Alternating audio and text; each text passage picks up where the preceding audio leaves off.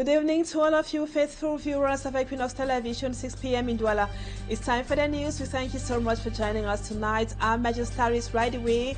Barrister Alice Crom of the Network of Human Rights Defenders in Central Africa, REDAC, breaks the seal on the office following instructions from the Minister of Territorial Administration, Paul Atanganji, suspending the activities of REDAC and other human rights organizations in Cameroon across the national territory. And Barrister Alice Crom will us today summoned by the SEO for Devuri refuses to answer present and asked why the SEO is bent on perturbing her tranquility. We bring to you details in this news edition. And the seal on some human rights organizations in Cameroon is coming at a time Cameroon joins other countries to observe the International Day of Human Rights. Viewers, those are our major stories. Details when we come back.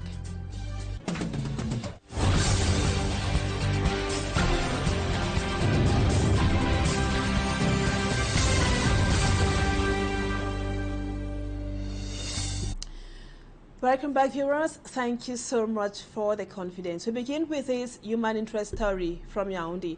The alleged assassins of Patrick Okala, an intern with the CRTV killed on November 30, 2024, have been arrested. The suspects, aged between 15 and 17, were presented to the public by officials of the Territorial Gendarmerie Unit of Fundi in the Central Region. Lucy Liengu is here, has the details. Security forces of the Territorial Gendarmerie Unit of Fundi in the Central Region have apprehended 3 suspects who masterminded the death of Patrick Okala, an intern at the national station CRTV in Yaoundé. After the killing of Okala, a journalist, we carried out our investigations. That brought us to carry an environmental investigation here in Balade, where we arrested 3 of the members of the gang. Their exploitation led us to Ntui, where 2 of them were hidden. We arrested them there. Patrick Okala was brutally killed by the alleged assassins on the night of 29th to 30th of November 2024 after the finals of the Music Star held at CRTV. Lieutenant Colonel Jean-Alain Dongo, commander of the Territorial Gendarmerie Unit of Fundi, reveals the guy who perpetrated the murder, who had the cutlass, gave us his statement. That's how we collected all the information, all the intels about it, to arrest the group, which will be presented to the prosecutor for Fundi Criminal Court. In the presence of the senior divisional officer of Fundi, the Director General of CRTV, in a crowd, the suspects narrated how they succeeded in their operation. The senior divisional officer of Fundi calls on the vigilance of parents and collaboration of the population. When you see that your children have bad behavior, you have to correct it. And the problem of drugs, that is what we are going to fight. I want to ensure people of Yaoundé that they have to collaborate so everybody will be in safety. Also in this period of the feast of end of years. Insecurity remains a major concern across the national territory. The population call on authorities to reinforce measures. Our sincere condolences again to the bereaved family. And now let's talk education. The Apostolic Nuncio to Cameroon and Equatorial Guinea, His Grace Jose Arvino Betancourt, during a visit to the St. Joseph Calans Bilingual School in Yaoundé, highlighted the importance of peace and advancement of education in every society. He implored the students to follow the right path in order to become future leaders with the fear of the Lord. Immaculate Fogwe has more. All children, no matter where they live, have the right to quality education.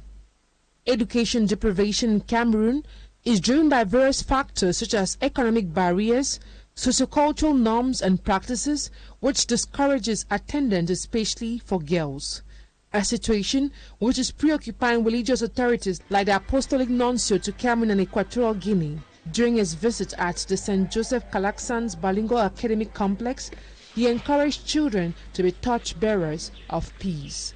I came to this school to show the heart demands of Pope Francis for Such reports that should be subsequently. And in other news, while Cameroon joins the rest of the world to commemorate the International Human Rights Day, human rights defenders in the country say the rights abuses remain the order of the day in the police and gendarmerie detention units, while appreciating the efforts of the government in ratifying the UN Human Rights Charter. Human rights lawyers say torture is taking a disturbing turn in the country. For me, Armstrong Sanda reports. Despite the adoption and the ratification of the United Nations Human Rights Charter, Cameroon is still being challenged by a host of human rights issues ranging from arbitrary arrest, torture, abductions, killings, and many others identified by local and international human rights defenders. The place where they used to violate all those rights, we have police station and gendarmerie station. Most of the time people suffer there because they don't want to apply what our Cameroonian law says. And when we move to the prison, we are in the court of Nokoti, and when we meet for that hole where prisoners are now, they are waiting for their judgment. You will feel that order. Most of the time they will not dead. I don't know why. They are smelling very bad. Even to eat is a problem. Among the many reasons favoring the continuous rights abuse in the country, human rights lawyers accuse officials charged with the implementation of the constitution of the country. Our country have tried. They do what we call in French ratification. It means that ruler are applied in Cameroon. But the problem is that Cameroonians are not respecting that rule. The 76th anniversary of the adoption of the UN Declaration of Human Rights provided an opportunity for human rights defenders of the littoral region to tackle and kick out torture, particularly tackling challenges in line with detention and torture. So we thought wise to combine efforts with authorities by bringing them around the table to sort out various problems in line with catering people deprived from their liberties. Among the most outstanding recent cases of torture in the region includes that against Barrister Tamford Richard in Bonaberi and a video release of another against Makusa artist Longue Longue in a detention center. Moi, ma liberté de penser. Meantime, human rights defenders in Cameroon condemn what they qualify as an attack on the rights to association and other rights. This is contained in a joint statement calling on the government to put an end to undemocratic practices.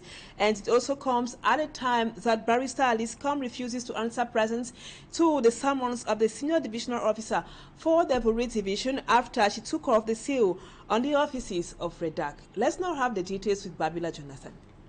21 right advocates and civil society leaders in one voice against human rights violations in Cameroon. A reaction triggered by a recent administrative decision of the Minister of Territorial Administration considered a severe crackdown on rights defenders. In a joint statement, they say the suspension and banning others issued against the network of human rights defenders in Central Africa, REDAC, and reach out civil society organizations are a flagrant violation of the right to freedom of association in Cameroon. It further highlights the violation of national and international laws duly signed and ratified by Cameroon.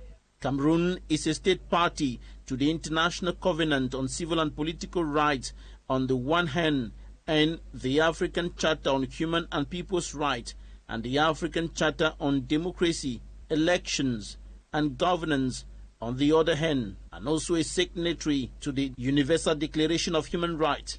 The civil society leaders condemn what they qualify as a restrictive approach to civic space at a time when Cameroon will be embarking on a new electoral cycle in 2025, requiring a more visible climate of appeasement. They are asking the government of Cameroon to repeal the decisions of the Minister of Territorial Administration, described as anti-democratic. Meantime, the headquarters of the Network of Human Rights Defenders in Central Africa, REDAC, unsealed Monday by the board chair of the organization, Barrister Alice Com, has been resealed. Summoned by the senior division officer of the Uri division, the chairperson of the Network of Human Rights Defenders in Central Africa, Barrister Alice Com, did not answer present on grounds that the invitation reached her office late through the palace of the Bell clan.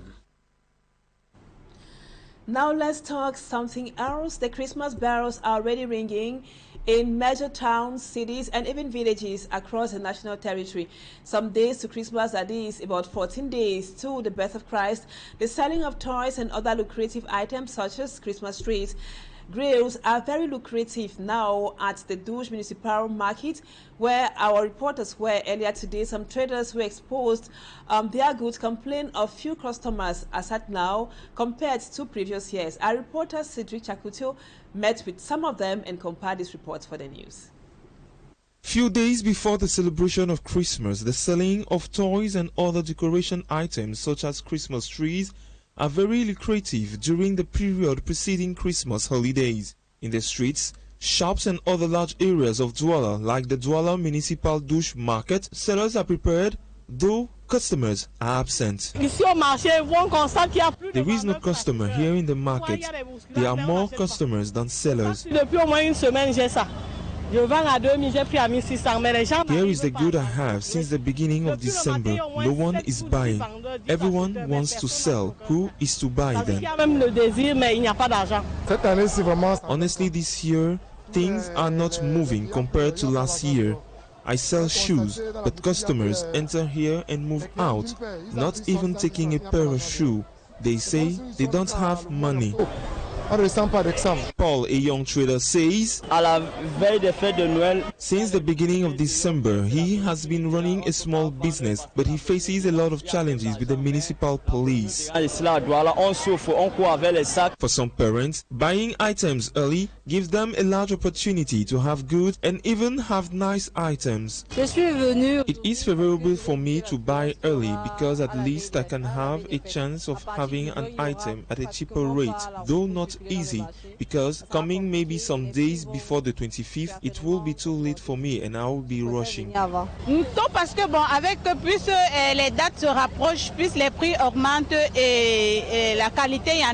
While waiting the D-Day, traders continue presenting their items.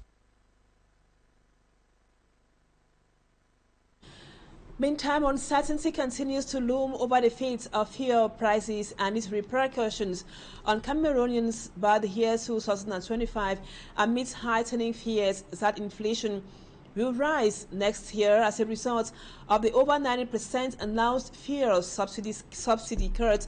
The government argues that prices will remain unchanged, an argument analyzed by an economic expert who says that the government of Cameroon is basing on global speculations. For me, Armstrong Sander. The widely spread speculations of an imminent increase in fuel prices in Cameroon was motivated by the government's decision to slash fuel subsidies from 263 billion francs CFA to just 15 billion francs CFA in 2025, representing an over 90% fall in subsidies. Last year, for example, the government rolled out measures to ease the impact of higher fuel prices provoked by a cut in fuel subsidies. However, Cameroon's finance minister Louis-Paul Motaze says the over 90% subsidy cut for 2025 will not affect local fuel prices, as their decision is founded on falling global market oil prices. But just how is this possible is the question we asked Jamshid Chodor Evis, an economist, marketer, and business writer. In 2022, the amount of oil subsidies stood at 1 trillion francs CFA, which constituted 2.9% of Cameroon's GDP. The government took a commitment to reduce this amount down to 640 billion francs CFA in 2023. This brought about a rise in the price of petrol by 15.87%, a rise in the price of diesel by 25.2%, and a rise in the price of kerosene by 36.5%. 2024, there was a reduction again in the fuel subsidy, which stands at about 263 billion francs CFA. This equally brought about a rise in the price of fuel by about 15%, that's gasoline and diesel. He adds that the government is acting in respect to an agreement with the International Monetary Fund, the IMF, and a special recommendation from the head of state. Policy that is recommended by the IMF under the Extended Credit Facility and the Extended Fund Facility is an argument between the IMF and the World Bank in the end. Secondly, it's a special recommendation by the President of the Republic. In 2022, The Economist, like many other observers, insists that it is in the interest of the government of Cameroon to ease or reduce the cost of living in a country where inflation remains very high, coupled with youth unemployment, high underemployment rate, and disturbing levels of poverty. Thank you for that report, which brings us to the end of the first part of the news. Let's now move on to Talking Point.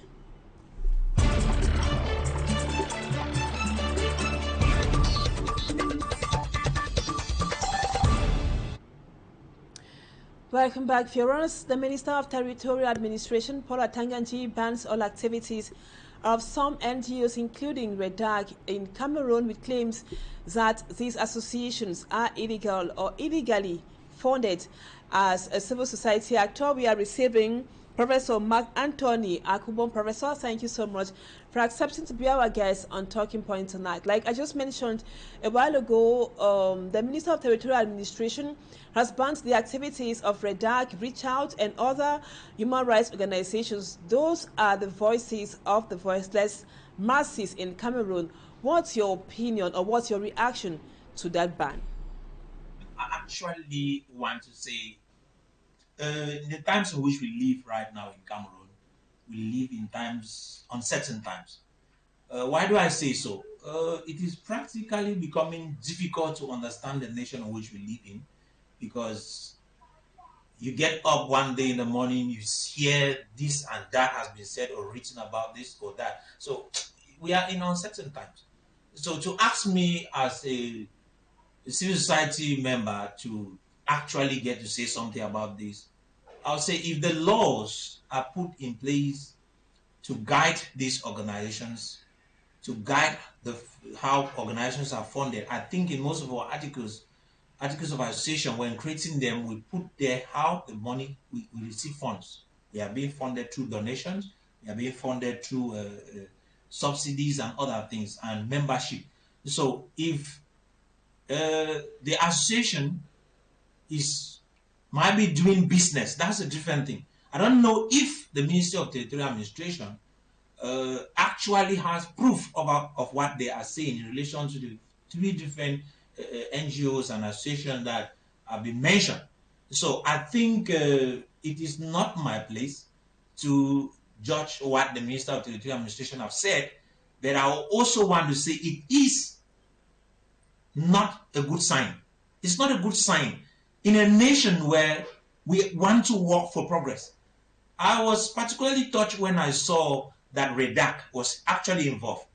Having been so close with REDAC and also Reach Out Cameroon, which I know very well because I've been used to it with them, I've even worked with them for a while in Boya.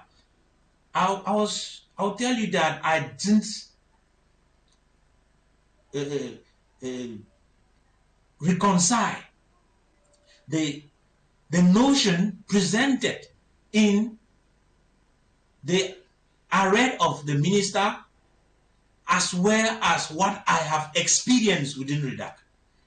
So at the end of the day, I can only give an opinion, but I think that there is a problem somewhere. And I also expect that with such, even though it is just 3 months suspension, the Minister of Territorial Administration needs to give Cameroonians more facts to back his accusations of illicit funds. He needs to back up his accusations so that people shouldn't run with rumors on the street. It is easy to say that funds that are coming into an association are not being well used, all those things. So I think the minister has a lot to prove to us in relation to his arrest. My next question, Professor AKUHMBOM, considering that most of the NGOs are human rights organizations, be it REDAC or Reach Out or even of Orange, fighting for the rights of the vulnerable, that is the main objective. So as to the best of our knowledge, those are the main objectives of those organizations. Can we say it's an attempt, be it deliberate or not, by the Minister of Territorial Administration to silence the voice of the voiceless, vulnerable Cameroonians? You see, your questions are kind of tricky, but I'm going to be sincere with you. I can't say whether it's a deliberate or an attempt by the Ministry of Territorial Administration to kind of silence the voice of the voiceless. It is true that an association or organization like REDAC actually is out there working to see into it that those whose rights are violated can be fought for. So they are actually fighting for the defense of human rights. And then you have Reach Out Cameroon, which has been out there helping the poor, trying to meet up with medical supplies to the poor. And when Islam like this comes on them, it is actually going to affect those down there on the street, those down there in the lower ranks of the society, of the ladder of society. So, in my own opinion, I actually think that these organizations for years have been able to work to bring results. And I've never heard that they were sanctioned before. So something is happening. I will be sincere, something is happening. I just want to believe that, like I said earlier, the Ministry of Territorial Administration still needs to bring us proofs of these particular accusations labeled on these organizations. They are non-profit organizations, yes.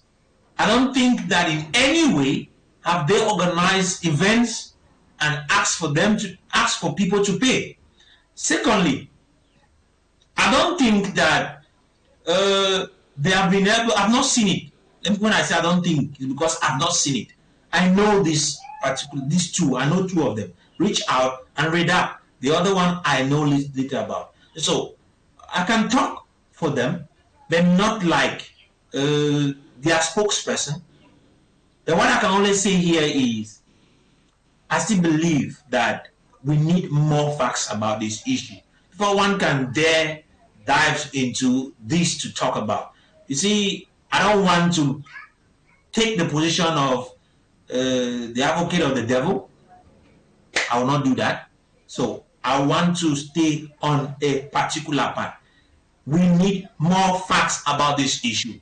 And I think that these organizations have been working effectively for the past years.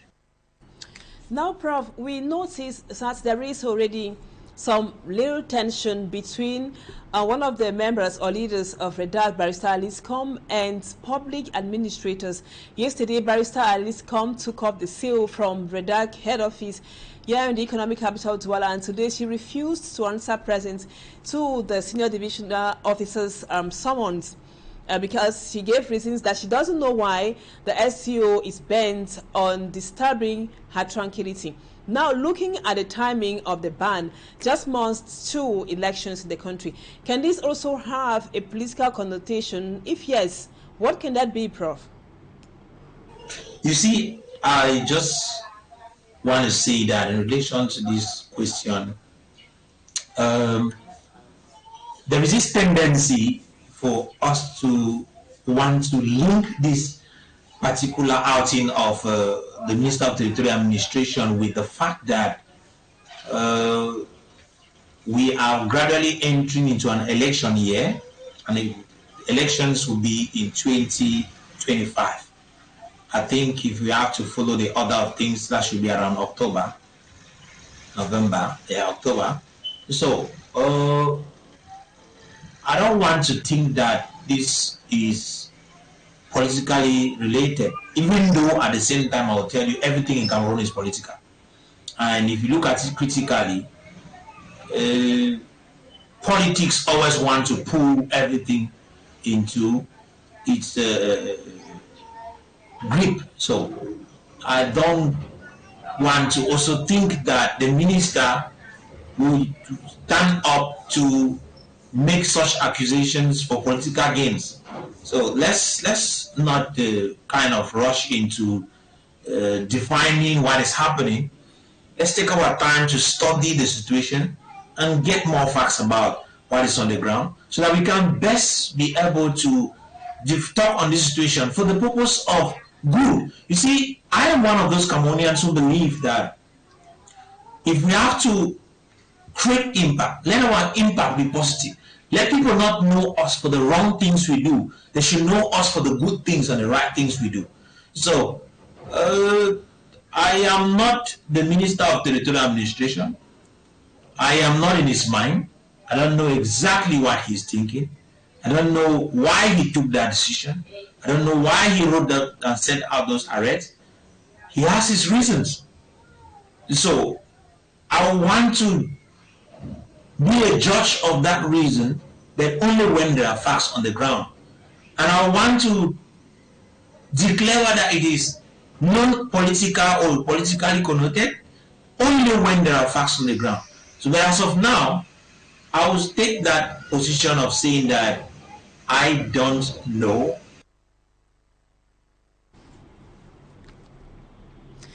Thank you, Professor Mark Anthony AKUHMBOM, for accepting to be our guest on Talking Point tonight. Viewers, thank you so much for always being with us. That was what we put together for you this evening on the news. Our programs continue. Equinoxe comes up in about 30 minutes, live from Douala with Serge Alain, and the news in the French language at 8 p.m. with Julien Beth Beside. Stay with us on Equinoxe Television, and see you again tomorrow, same time, God willing. Bye-bye for now.